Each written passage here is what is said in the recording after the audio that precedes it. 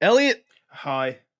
I'm really watching Counter-Strike for the first time in a while because You're I really because watching it. like I'm really watching it. Like normally it's just like a passive thing. Now I'm like actively watching during Pro League, especially starting today, which is Wednesday. I was recording this because, as I think it's been pretty well documented, I'm a Liquid fan. Liquid started their group in Pro League. Um, so I've been like really watching Counter-Strike, and I'm having an issue. What is your issue, My Logan? issue is that we're all playing Counter-Strike 2 and I'm watching Global Offensive.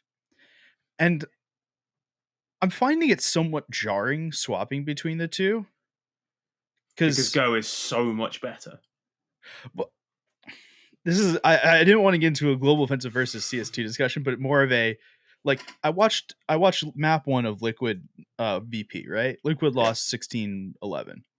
They played on Inferno, which is totally different in the newest version of Counter-Strike. And watching pro play on one set and my play on another set and it being totally different is kind of all over the place and it's kind of jarring to jump between. I know what you mean.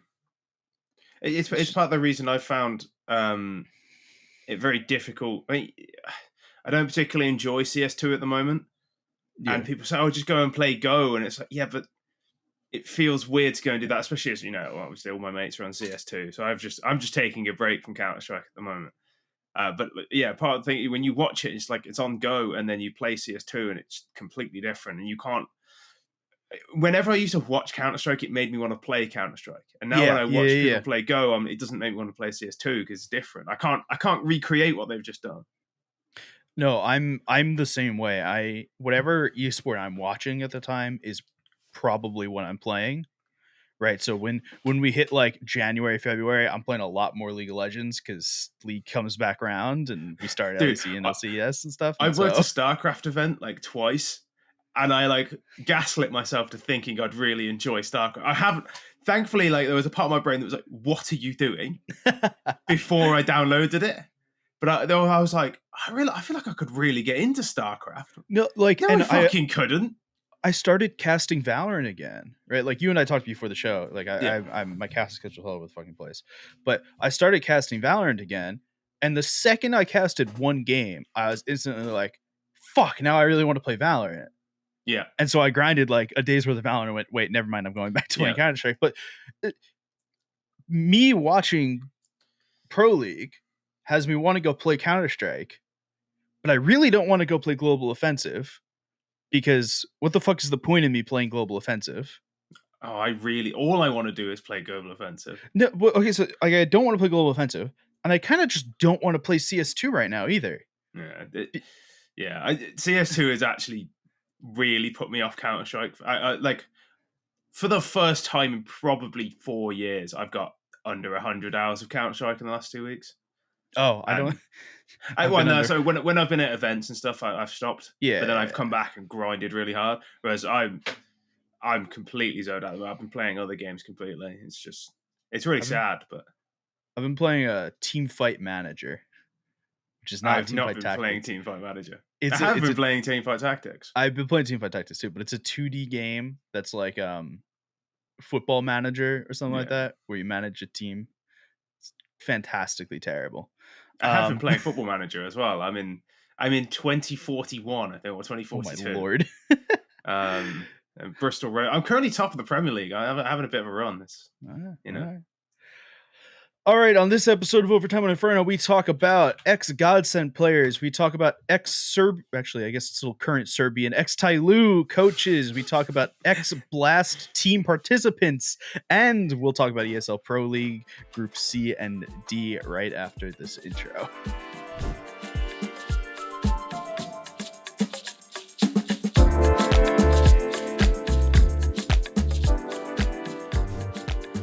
All right, let's do our normal bookend strategy here. We'll start with Group C. We'll talk about the stuff in the middle, and we'll talk about our Group D coverage at the end.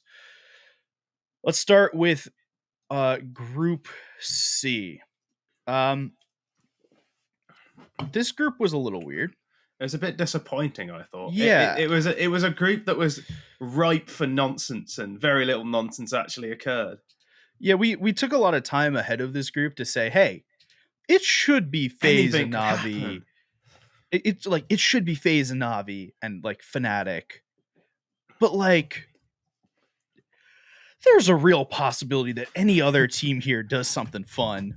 Yeah. Or that any of those teams that we just mentioned absolutely shit the bed and forget that they know how to play Counter-Strike. Yep. And none of that happened. Yeah, well, so I think the biggest disappointment quite clearly was Apex. Yeah, I'd agree with that. Apex have been very good for a decent length of time now.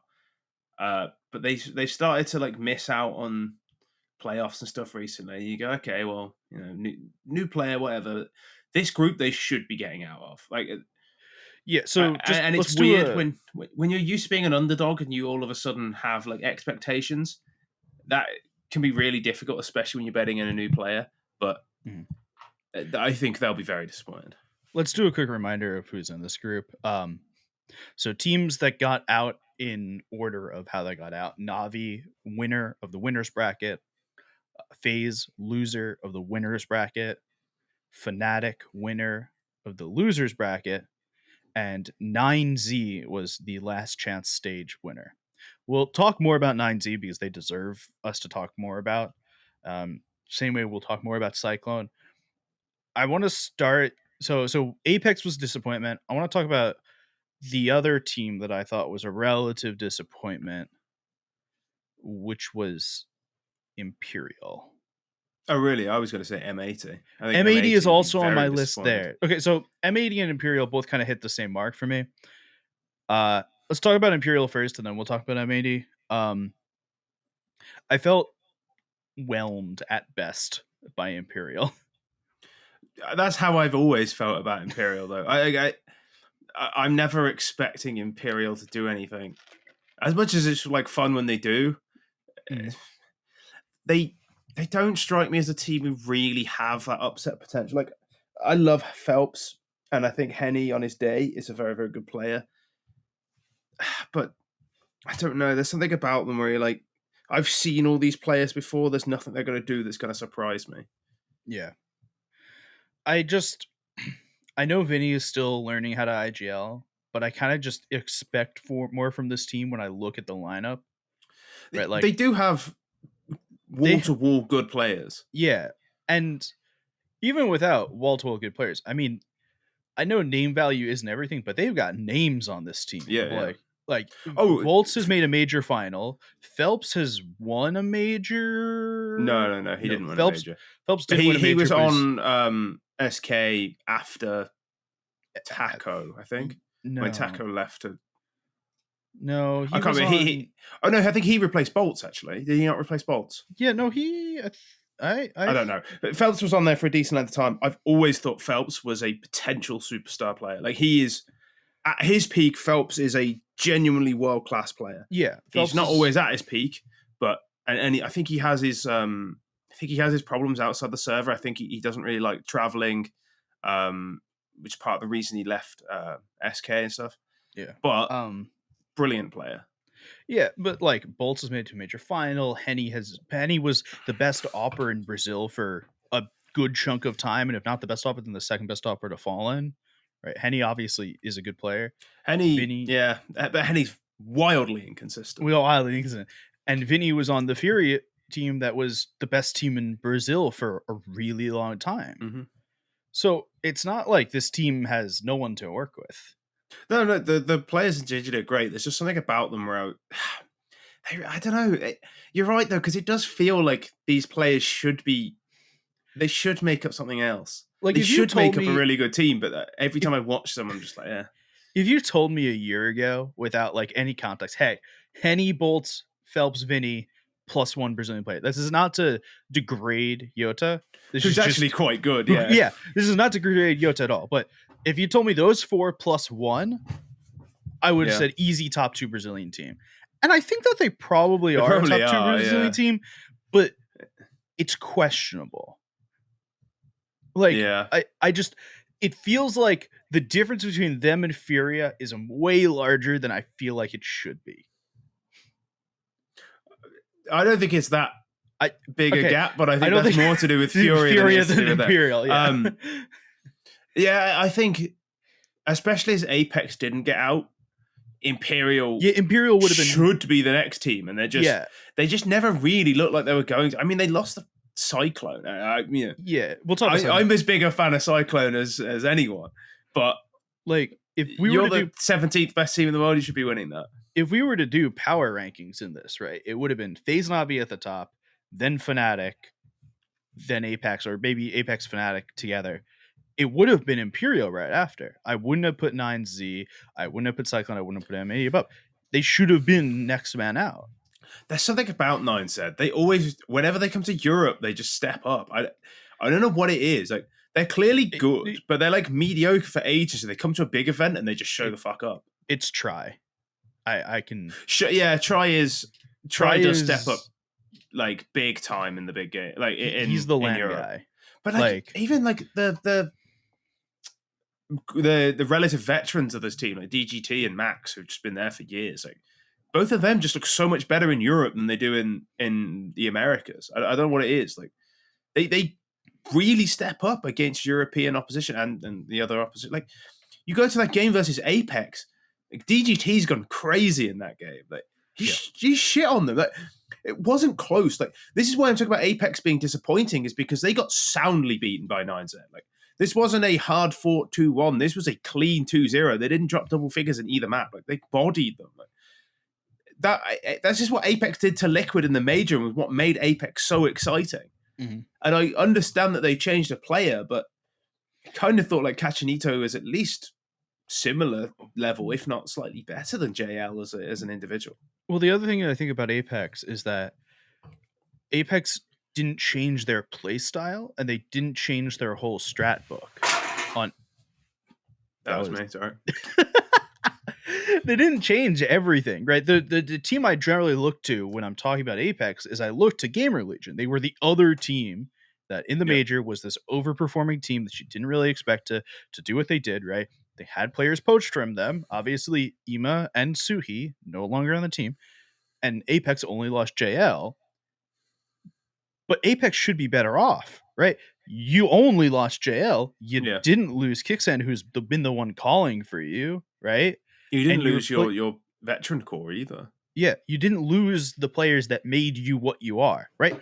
Gamer Legion, everyone was kind of just like, oh, okay, you're chill if you take a step back. Like, we understand you lost Suhi and you lost Ima, who were like your two huge catalyst players. Not that Acor isn't good or anyone else on the team isn't good, but you lost two of your big catalyst players. And it feels like Gamer Legion have lost less steps than Apex have. Yeah, I agree. It really felt like Gamer Legion were the ones who really lost out in the summer.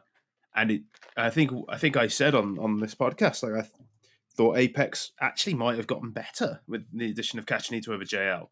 But I think what I will say is anytime a team overperforms, if you go to the leaderboards tab on the event on HOTV and check the clutches won, if the top player is on that team, you know why they've overperformed.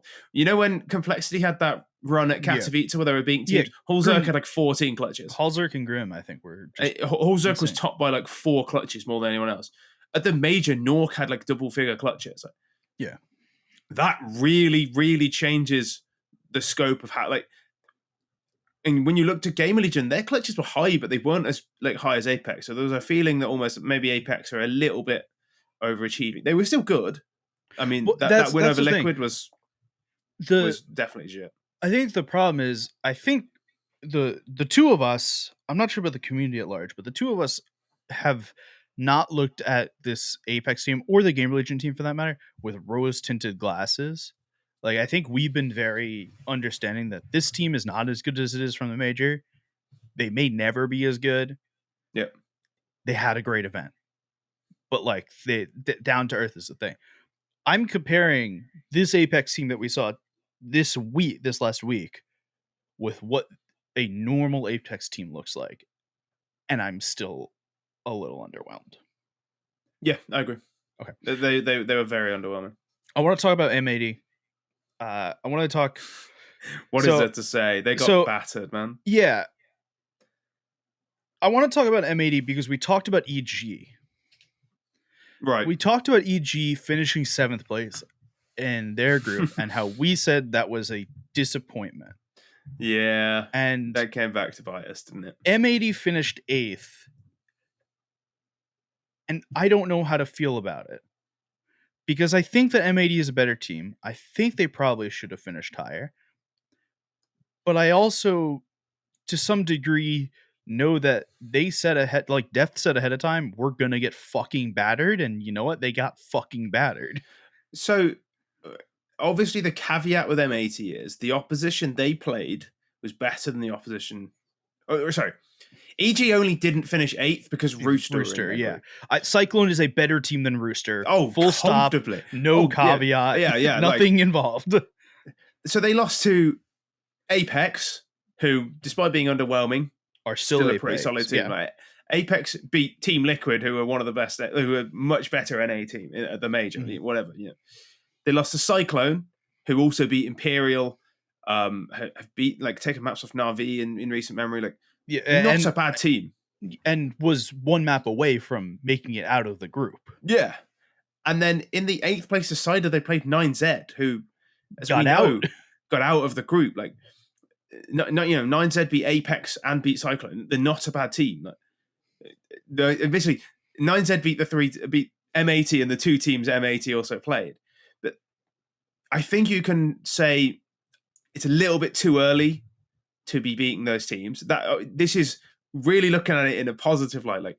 You are early. You came in here to get beat. You played some half decent teams and you lost. There is, and I mean this very seriously, plenty negative ways to look at this, right? There are serious firepower questions. Oh yeah. There are a lot of questions that you can start asking about this M80 team. But it's also when did we interview Swisher? We interviewed him a month and a half ago. And that was a week after they formed the team. Yeah. I know they're all living in the same house or something together and they're doing work but on the other hand, fuck man, it's been a month and a half.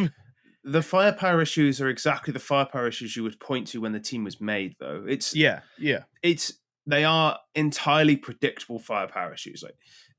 There is a reason Rec hasn't been on one of the best NA teams. Yep. There is a reason Wolfie is kind of an unknown quantity. It's because these players aren't the best players in North America.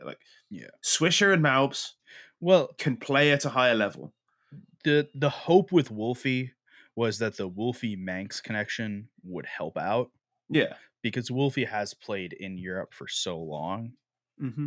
Through tier 2 system, through Static, through Lingby Vikings, through Fnatic Risings, that would help out. I'm not ready to write this team off. A. And B, I think this team was put in a better position than EG was. Yeah, and maybe that's just personal biases. That's entirely possible. But I do think their run, certainly the teams they lost to in the lower bracket, pretty difficult considering you say EG only beat Rooster, but then they've done about as well as EG. I was gonna say, here's your question: would M80 beat Rooster? I'd say yes. I'd hope so. Of course they would. Rooster aren't even the best team in Australia. So, I guess here's our question: M80 would have been Rooster. Would M80 beat MIBR? No, I don't think so either. So I think they're at the same point as the EG roster. Where they finished. Yeah, probably. I think the issue will always be that Rec and Wolfie aren't quite ready for this level, and they probably won't be. But you are very much limited to what you can do when you're drawing from a pool of North American players. Yeah. Let's talk about Cyclone for 2 seconds. Jam Young Hive, rise up. Right. Their rifle core is absolutely insane. They're so good, man. Mercury and like Mosea is like he hits impossible shots. Right, that guy is ridiculously talented, but This he must be stupid because there's no way a guy who can aim like that isn't one of the best players in the world unless he just is just always in the open or something. Like just watch him play, man. Like mechanically, he's phenomenal. Mercury's not far off. Like genuinely, there are very few players in the world who can do the things that like Mosera and Mercury can do with rifles, but it just doesn't matter because they're always just like dead randomly. All right, talent-wise, man, like that team is so stacked. We're gonna see Cyclone again in November. At the very worst, right? So we may not see them for another month, but we'll see them in the CS:GO Asian Championships, which will be fun because Cyclone and Lin Vision are there against 6 teams that are like top in the world, and G2, Astralis, FaZe, Mao's, Liquid. So excited. Here's a question for you. Yes. What's the second best Counter-Strike region in the world? Behind Europe. Before you say Europe because North America's top. No. I would have put Europe as top. I assume we're counting CIS in with Europe. Oh yeah, I suppose it. Yeah, I suppose it, otherwise. Well, I think for this purpose we can count CIS as part of Europe, right? Yeah. Not generically, but for this purpose right now, I think it's South America, then Asia, then North America. Interesting. And the only reason I say this, because there is a real like stake that you could say for Asia being higher than South America, is I think there are just more like top 50 teams in South America than there are in Asia. Yes, Asia has. I think, but okay, so Asia has 4 teams. They have Mongols. They have Cyclone. They have, what are the other? Lin Vision, and they Greyhound. Have if you're counting them, but they're not. They're not. I would count them as Oceania. I wouldn't count that as Asia. So they have 3 teams, right? Brazil has like 7 teams that I. Yeah, but the Mongols beat them all. The Mongols went on like they kill every Brazilian team. Mongols, okay, but Brazil, you have Furia, you have Imperial, you have MIBR, you have 9Z. There's Case that's better than most Asian teams. Like the problem is we can start going down the list of really.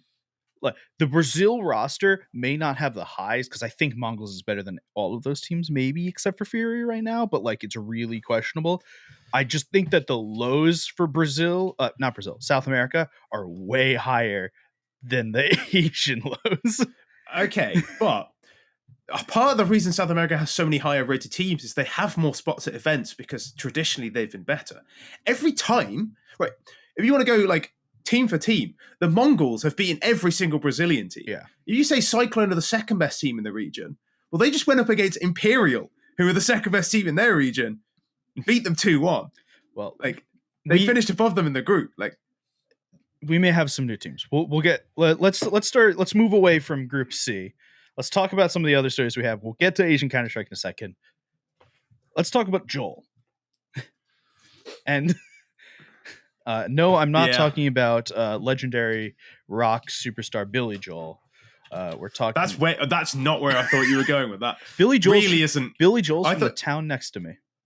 This is a true story. Go. I've been to his. Harry Styles was born in the same town as me. I'm so sorry. I've been to Billy Joe's motorcycle shop, which he doesn't sell anything there. It's just like a museum for motorcycles that he owns. It's awesome. Fantastic. Okay. I really thought you were going to go with. Do you remember Joel's? Do you remember that meme? Yes. The Finnish guy who just never turned up to land. That's where I thought you were going. No, that's not where I was going. All right. You were going with Billy Joel, of course. Ex-GODSENT player Joel was suspended by ESL this morning over match-fixing allegations, which all of this came out in light because of something else that happened. So let's talk about what the other thing that happened first, and then we'll get into Joel, which is Mouse missed out on Blast Showdown after they lost to 2 teams. 4160 ISK, which is a Swedish roster. They're Swedish, yeah. With a bunch of players you've heard of: Twist, Bodenmaster, Plessen, Robin, and Avid. Just, probably I'd say right now, the best full Swedish roster, because the rest of them don't exist. Yeah. And they're probably about as good as NIP anyway. Yeah, so. really. So they got beat by this team, which, fine, sure. They got beat 16-10. But they also got beat by the greatest named team in the world, Victory Zigzag. I think Let Her Cook is better, personally. There's an Impact team called Let Her Cook, which I think is great. Yeah, no, it's a pretty good.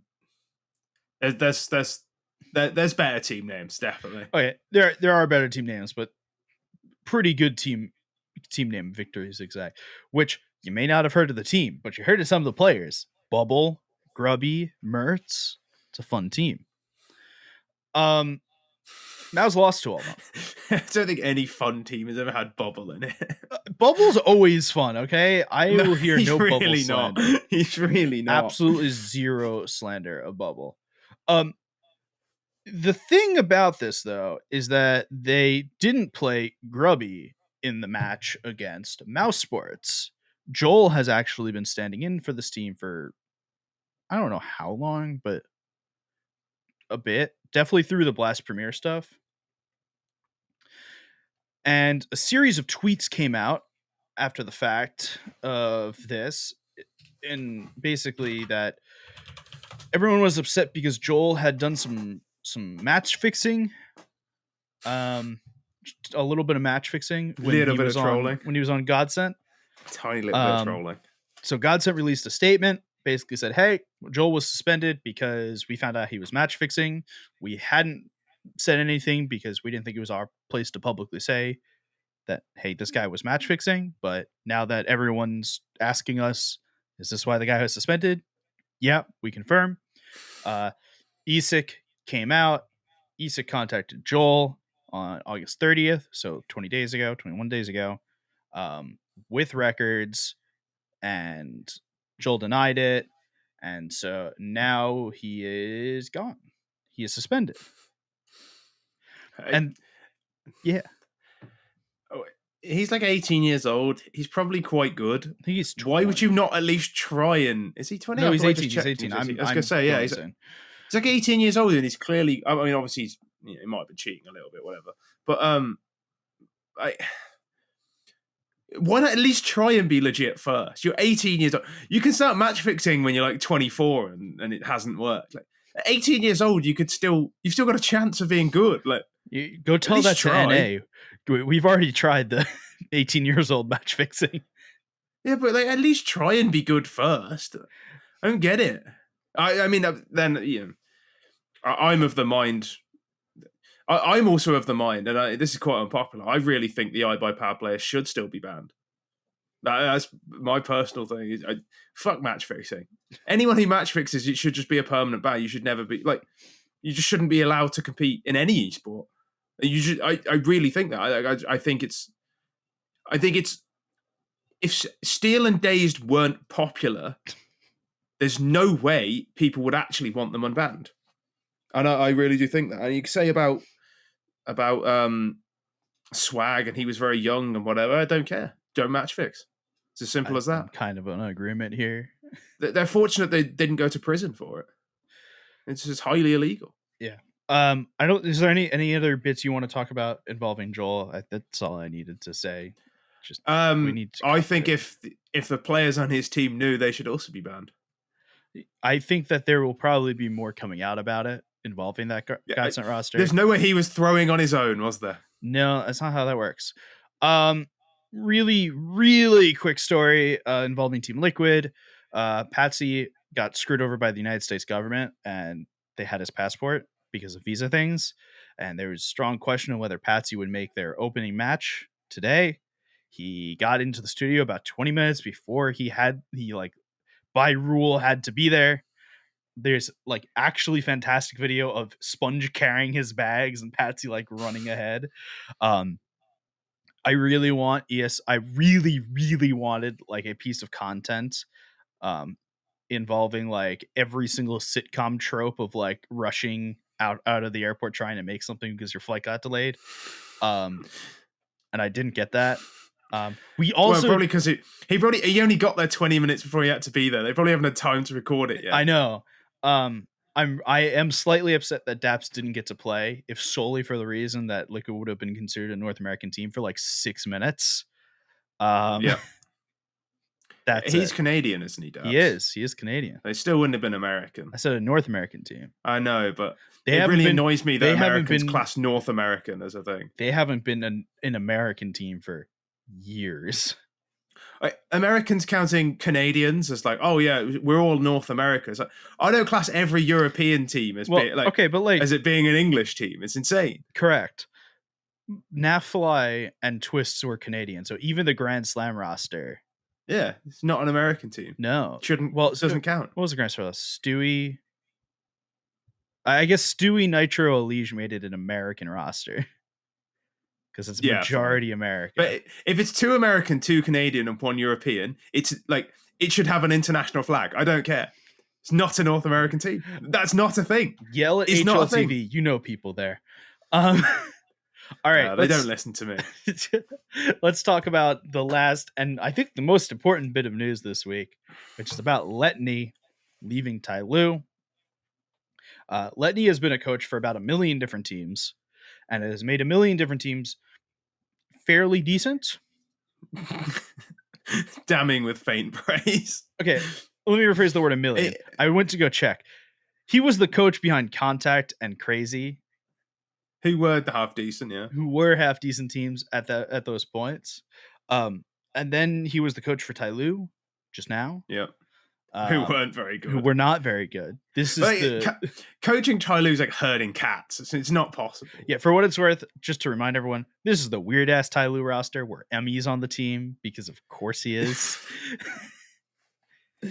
It's Emmy and Score, look away, and Roga and Slowly and Freeman. It's a mess. If you stop looking for 5 minutes, like Asian teams just go more and more insane. Yeah. They actually have like their roster is hilarious because they added all of these non-Chinese players, but all of the Chinese players are still on their bench. So Attacker and Summer and Denking and Aristo are all just on the TYLOO bench. They have like 9 players signed. It's incredible because they're not even a Chinese team anymore. I guarantee they play the exact same style. Oh yeah. Like it's just the TYLOO DNA. So Letney is leaving, and the reason we bring this up is because for a while TYLOO has not been the best Asian team. In fact, they haven't been the top 3 Asian team in a while, right? Yeah. We just went. We didn't mention them earlier when we were talking about the best Asian teams. Mongols were Adam / Cyclone and Lin Vision. There's also Eruption, who I think are probably better than them. There's a good chunk of teams who I think are probably better than TYLOO. The important bit here is that with Letney leaving, I'd be willing to bet that Roga and Emmy also leave. Meaning, we may get old TYLOO back. Or some semblance of old TYLOO back. Because I think that Letney tried to bring in these players from Europe to try and make TYLOO less TYLOO, and now we get more fun in the TYLOO roster. And as you know, we are big Asian Counter-Strike fans, so having more TYLOO is better. Yes, as long as it doesn't stop Mongols and Cyclone qualifying for events. No, because they're more likely to do something. No. See, here's the thing: if TYLOO becomes what I expect them to become, if they become like an actual team that can fight for event spots, TYLOO will never be an actual team. They will always be. But here's the thing: there will always be an idea. We should just get rid of one of the 700 South America spots and give Asia another spot. Or just start giving North America one spot at events like Asia had for years. I mean, North America at this point is a more dead region than Asia is. Yeah. There are like 4.5 teams, and that's not counting the fact that Rare Atom have said that they are going to be signing another team. Yeah, with somebody. I don't think that team... I love somebody, but I don't know... I can't remember exactly who's on that roster, but it's not pretty. But like, rightly. Asian Counter-Strike is on the up, Yeah. and NA Counter-Strike is on the down. Yeah. I And mean, right now, the best team out of all of them, Complexity Mongols. I think Mongols win that match. I hope so. The Mongols should be. I mean, Mongols are like in the few events they went to last year, Yeah. they did considerably better than Complexity have done in a year and a half of being in the Tier 1 circuit. Yeah. Okay, let's talk about ESL Pro League Group D. Let's get back on topic. This group is a clusterfuck. Cloud9, Eternal Fire, Complexity, Let's go. 9, Liquid, Virtus Pro, G2, Linvision. Let's talk about on paper for a minute here. On paper, G2, Cloud9, Virtus Pro, Team Liquid. Unfortunately. Yeah, that's the on paper. The probability here is that G2 Virtus Pro, which I'm saying Liquid probably lose their match against Virtus Pro, who they're playing right now. G2 Virtus Pro is going to be a banger. As banger as Virtus Pro. Yeah, as banger as a Virtus Pro game can be. I mean, I enjoy watching Virtus Pro games, but I am a masochist. And the winner of that game will win the upper final against the winner of Cloud9 or 9, which I think Cloud9 have got a chance against either of those teams. Well, here's the problem is like there's a non-zero chance Cloud9 just looks like shit. Well, yeah. But you could say the same about G2, to be honest. Yeah, but I could see 9 making upper finals just randomly because 9 haven't been. They feel like they've stagnated a little bit recently. Okay.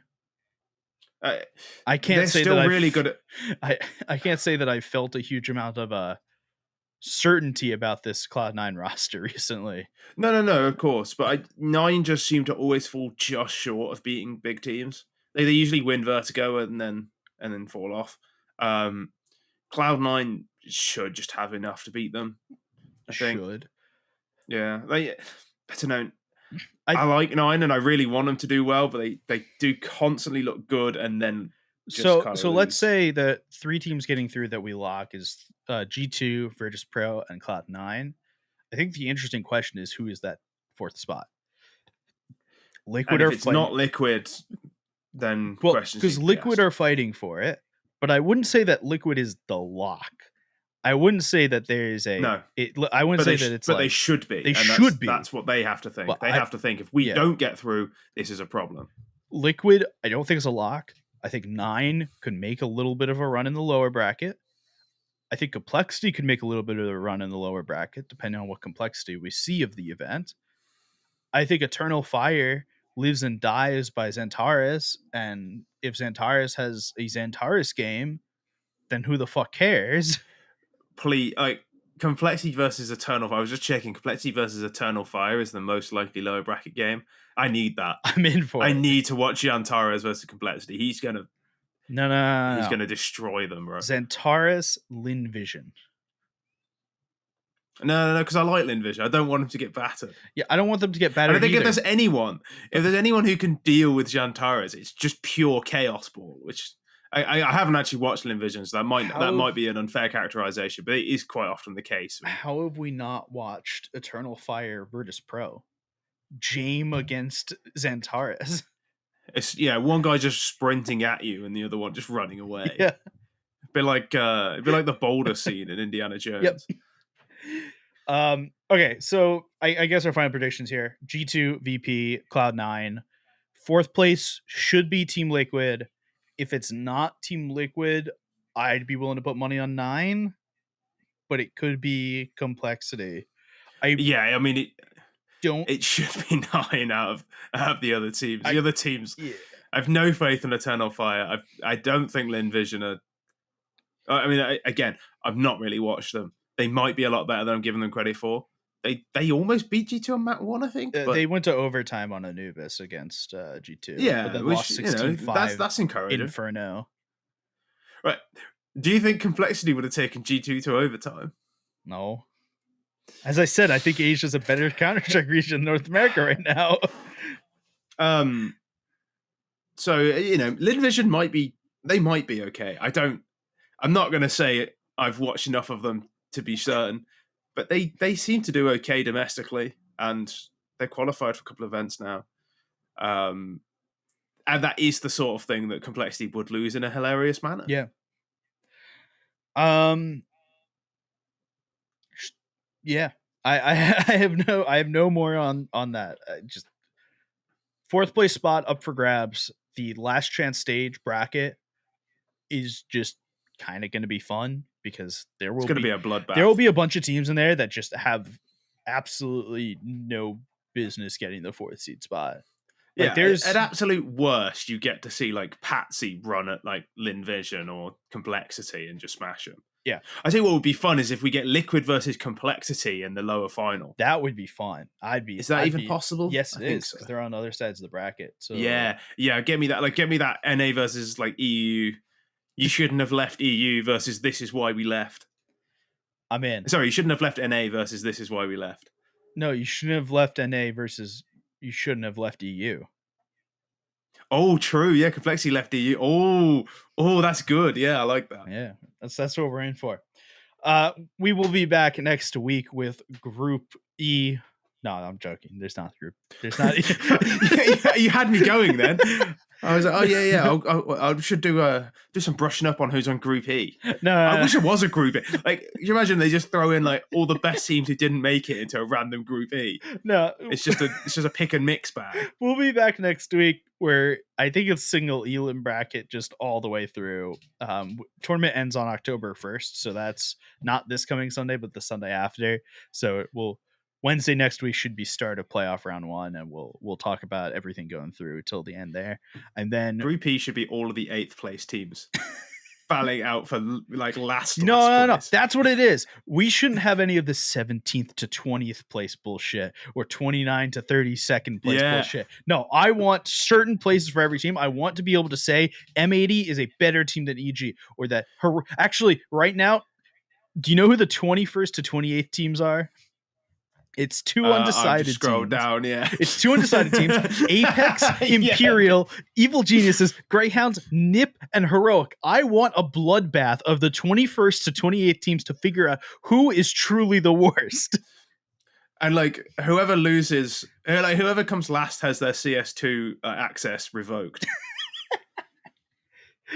Oh, so there has to be some like real world consequences. I'm sorry, seeing Heroic in 28th place is a real world consequence. That would not happen. There is. I'm telling you now, there is no way on earth they lose to Evil Geniuses. Okay, 27th. No matter how, actually, that's something we can talk about. Heroic supposedly are trialing 4 players. I don't know if you saw this. I saw that they were trialing a player Twitter rumor. Nut. Yeah, who I think currently plays with AZ. Sure. So supposedly his name is a misspelling of Newt, like what Pingu would say. Okay. So you know how Pingu's like Newt? Yeah. Apparently Nut is just a misspelling of that, and he just stuck with it. Okay. There you go. Dupree was one of the trial. I think Esatag as well was on the trial list. Esatag was on there. It was a weird What list. are you doing? Heroic, please do not sign Esatag. I don't particularly want you to succeed, but please do not. I'm trying to find the our in our one of our chats, but I cannot find it. Yeah, I guess we'll talk about. I think the rumor was minus Tessus, but yeah, that's what I heard. Know. I guess I don't know. I know nothing on that. Let's chat about one more thing because we have time. Esports awards are up.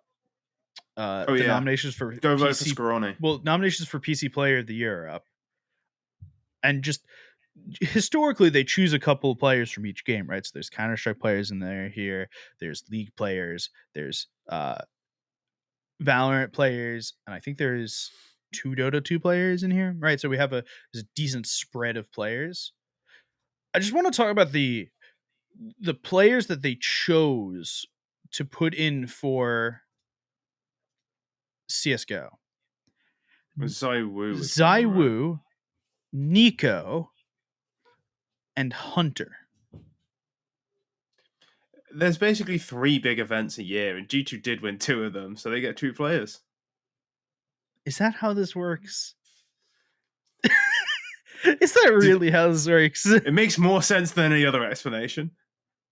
I guess so. You get one for every big event you win. They just say, okay, so who won Cologne? Let's take you. Who won Kato? We can't have a repeat. So who's the second? Oh, Hunter, you'll do. Let's take. I mean, Hunter's not going to win it, is he? And who won the major? Well, to be fair, I'm not sure any of the Counter-Strike players are going to win this. No, because not. Demon 1 from Valorant is there, and Chovy is there from League. So I'm not sure any Counter-Strike player will win against Demon 1, who had Chovy. Chovy has like a crazy fan base as well, right? The church is always ready to vote. The church, yeah. Okay, we're actually going to be done for the episode this week. You can find us on X at LoganRohab, at AZSkin, at ReedTLDR, and Group E next week, also known as Finals.